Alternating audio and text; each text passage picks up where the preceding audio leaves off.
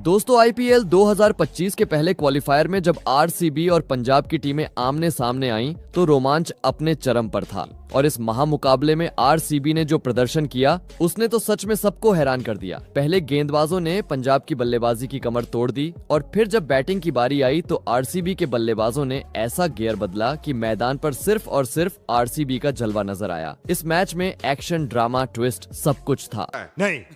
इस मैच की शुरुआत हुई टॉस से, जहां बेंगलुरु के कप्तान रजत पाटीदार ने टॉस जीतकर पहले गेंदबाजी करने का साहसिक फैसला लिया, जिसके बाद पंजाब की पारी की शुरुआत करने उतरे युवा प्रियांश आर्या और आक्रामक ओपनर प्रभसिमरण सिंह।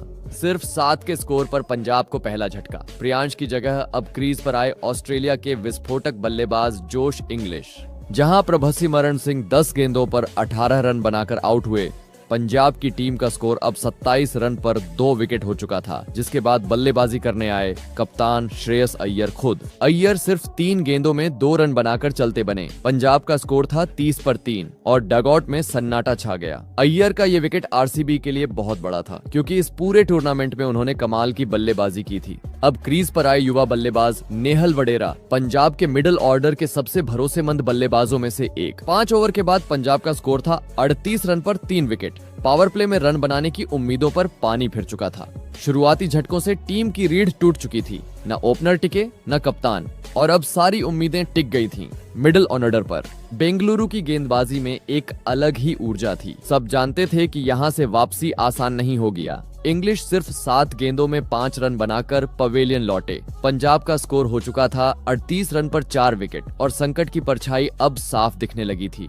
अब क्रीज पर आए ऑस्ट्रेलिया के दमदार ऑलराउंडर मार्कस स्टोइनिस। उनका आना पंजाब के समर्थकों के लिए राहत की बात थी। शायद अब कोई करिश्मा हो जाए, शायद स्टोइनिस कुछ बड़ा कर जाए, ऐसी ही उम्मीदें थीं। और शशांक 5 गेंदों में सिर्फ 3 रन बनाकर लौट गए और पंजाब अब 6 विकेट पर 57 रन पर था।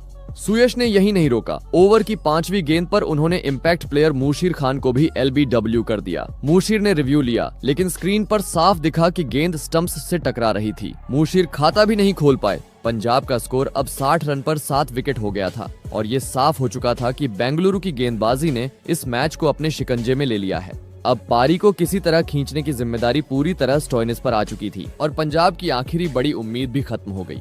स्टोइनिस 17 गेंदों में 26 रन बनाकर पवेलियन लौट गई। पंजाब की पूरी टीम 101 रन पर ऑल आउट हो चुकी थी। सुयश शर्मा सिर्फ 17 रन देकर 3 विकेट। उनकी गुगली और वेरिएशन ने बल्लेबाजों की नींव हिला दी।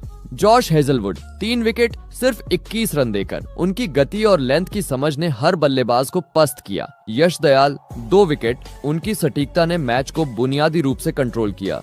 रोमारियो शेफर्ड और भुवनेश्वर कुमार ने भी एक विकेट लेकर अपनी भूमिकाएं पूरी की। आरसीबी के सामने लक्ष्य तो छोटा था, सिर्फ 102 रन। मैदान पर ओपनिंग के लिए उतरे 2 विस्फोटक बल्लेबाज, विराट कोहली और फील सॉल्ट। स्टेडियम में सन्नाटा।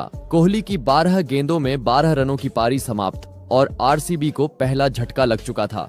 अब मैदान पर आए मयंक अग्रवाल। कभी आरसीबी के सलामी बल्लेबाज रहे, लेकिन आज मध्यक्रम को संभालने की जिम्मेदारी थी।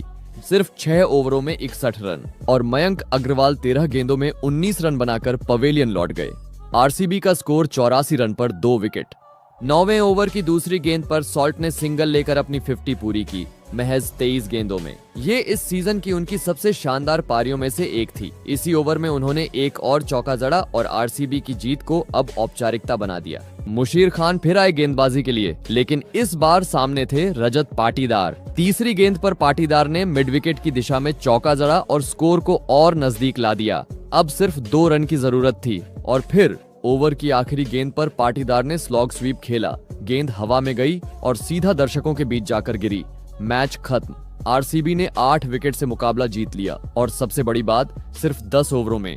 यह एक तरफा मुकाबला साबित हुआ। आरसीबी ने हर विभाग में पंजाब को पूरी तरह पछाड़ दिया। पहले गेंदबाजी में जोश हेजलवुड और सुयश शर्मा की शानदार जोड़ी ने पंजाब की कमर तोड़ दी और फिर बल्लेबाजी में फील सॉल्ट ने अकेले दम पर पंजाब की बची खुची उम्मीदों पर पानी फेर दिया।